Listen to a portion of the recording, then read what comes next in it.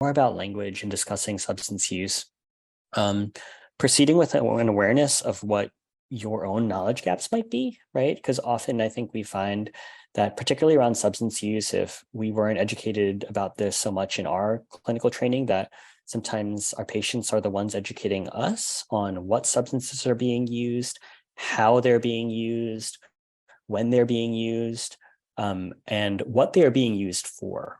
And I think it's really important to acknowledge patients' motivations for substance use, whether or not they're experiencing adverse outcomes due to their use. So, for example, asking, when you do use or when you do drink, how does it make you feel?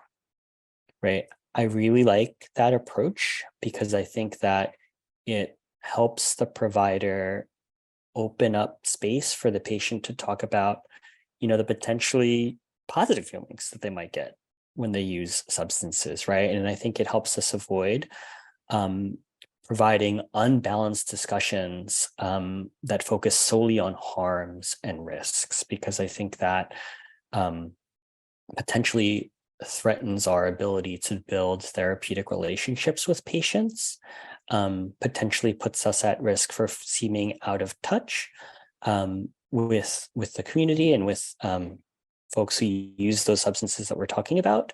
And I think asking the questions in this way conveys a sense of caring and acknowledgement that substances can make you feel good, and non-judgment.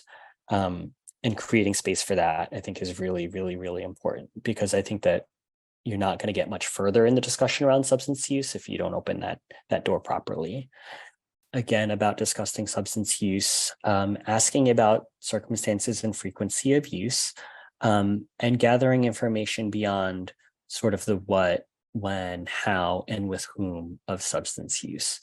For example, some drugs might only be used annually, at a festival or circuit party or rave that happens once a year, right? Or might only be used when a person is having relations with one partner who lives in California, who they see once a year, right? And so really getting into the details so that you can tailor your approach with that patient without seeming judgmental.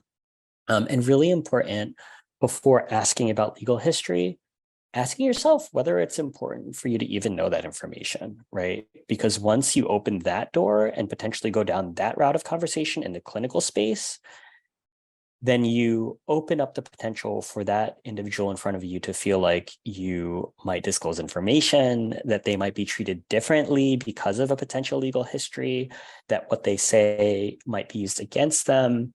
So really asking whether or not it's even important to know that information. And I would argue that it's very rare that I, as a clinician who's offering someone, STI testing or counseling around substance use, need to know about their legal history.